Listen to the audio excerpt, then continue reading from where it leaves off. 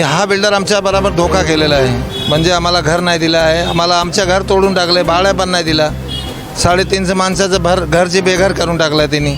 ह्याच्यावर काहीतरी यांच्या अशा बिल्डरवर काहीतरी कारवाई केला पाहिजे आणि ह्याला दुसरा प्रोजेक्टला कुठे चान्स नाही दिला पाहिजे. असे बिल्डरला धोकेबाज बिल्डर आहे. बाबूलाल वर्मा तर चांगले होते, तर मग हे आता हे कारस्थान कसं काय घडलं गेलं? ते काही आमच्या इकडचे कमिटीची लोक आहेत, त्याच्यामुळे ते आमच्या निदर्शनात आलेलं आहे आणि त्यांचे काही संबंध माफियाबरोबर पण आहेत आणि इकडच्या रहिवाशांना कसं काय त्रास द्यायचं ते त्यांनी ठरवून करत आहेत. ही बाईचं मिस्टर कोरोना काळात वारले, रूम कधी भेटणार, अजून या बाईला भाडं दिलं जात नाही. तिने स्वतःचं मंगळसूत्र विकून आजपर्यंत रेंट भरलेलं आहे आणि असेच बरेच लोक आहेत. 350 लोक बेघर आहेत. अभी 60 साल से हम लोग मर रहे, अभी 10-15 साल हो गए बिल्डर आके, 4 साल में देते हैं करके बोला, गया वो बिल्डर गया. भाड़ा भी नहीं है, हम लोग को ज़्यादा भाड़ा भी नहीं है. हा सगळ्या योजना वरळीमध्ये कोलमडून पडलेले आहेत. याचं कारण की प्रशासकाने, शासनाने या ठिकाणी व्यवस्थित लक्ष दिलेलं नाही. सगळ्यांनी आपापली दुकानदारी चालवली आणि दुकानं चालवता माझा जो झोपडीधारक आहे तो रस्त्यावर आलेला आहे.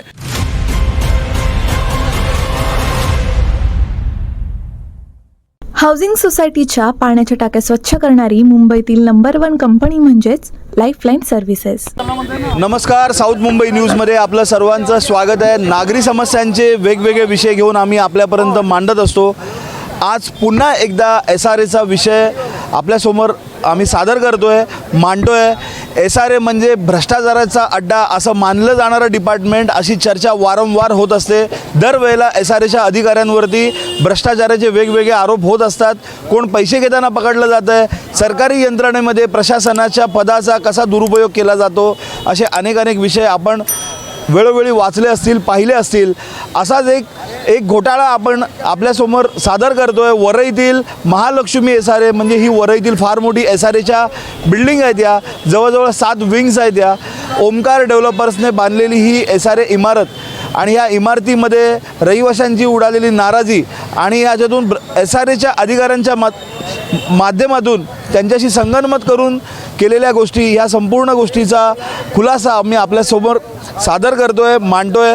ह्याच्यातील सत्यता पडताळून पाहणं देखील गरज आहे. आम्हाला मिळालेल्या माहितीनुसार, सूत्रांच्या मिळालेल्या माहितीनुसार या ठिकाणी विकासकाने SRAच्या अधिकाऱ्यांना मॅनेज करून बऱ्याचशा गोष्टी इथे घडवून आणलेल्या आहेत. आपण या रहिवाशांकडूनच जाणून घेतो आहे काय घडतं आहे नेमकं. तर बोला, काय नाव आपलं? मी दिगंबर कुमठेकर, या महालक्ष्मी संस्थेचा अध्यक्ष आहे.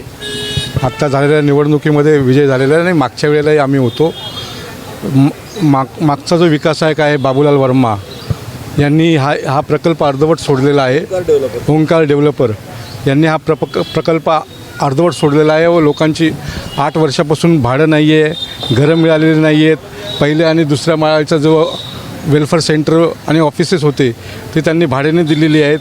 त्याचंही अजूनपर्यंत खाली करा म्हणून SRAने ऑर्डर देऊनसुद्धा खाली झालेले नाहीत आणि ह्याच्यामध्येच कुठेतरी असं गोलमाल आहे असं वाटतं.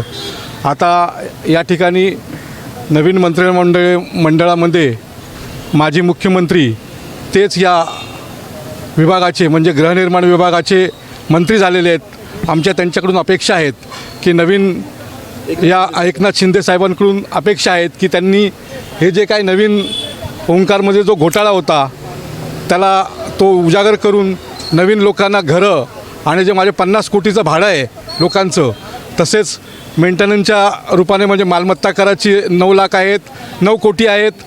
पाण्याचं बिल आहे 4 कोटीचं आणि 1.5 कोटी लाईट बिल आहे. हे सगळं जे आहे मागच्या एका हिअरिंगमध्ये SRAने म्हटलेलं आहे की नवीन विकासकाला हे देणं बंधनकारक आहे. त्यामुळे आता नवीन विकासक येत आहे ज्याचं नाव आहे कंबोज बिल्डर, जो गांधीनगरला आलेला आहे आणि आम्ही त्यांच्याकडून कंबोज ते त्यांची कंपनी आहे ती तशी. तर त्यांच्याकडून आमच्या अपेक्षा आहेत, कोणी असून द्या, कश्यप असून द्या किंवा कंबोज असून द्या, आमच्या त्यांच्याकडून अपेक्षा आहेत की जे ओंकार डेव्हलपरने या ठिकाणी घोळ केला तो घोळ न करता लोकांना चांगलं भाडं मिळून द्या, लोकांची घरं होऊन द्या आणि जो मेंटेनन्स आमच्या मागच्या SRAच्या हिअरिंगमध्ये म्हटलेलं आहे SRAने की जे नवीन विकासक येईल त्यांना जे काही मागची देणी आहेत ती देणी बंधनकारक आहेत.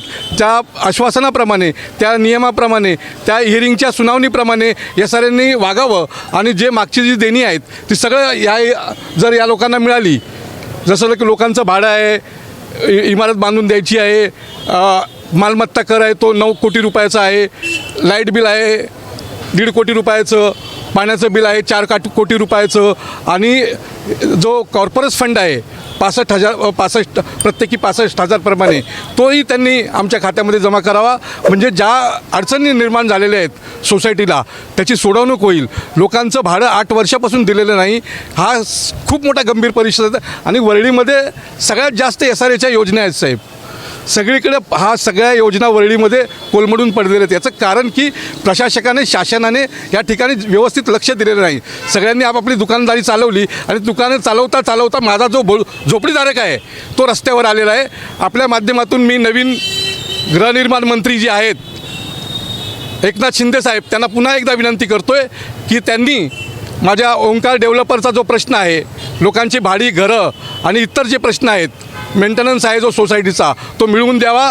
हीच एक सोसायटीचा अध्यक्ष आहे नात्याने मी विनंती करतो. धन्यवाद. या ठिकाणी आपण आलात त्याबद्दल जय हिंद, जय महाराष्ट्र. तुम्हाला तुमचा व्यवसाय वाढवायचा असेल आणि अशीच प्रसिद्धी मिळवायची असेल तर जाहिरातीसाठी आम्हाला संपर्क करा.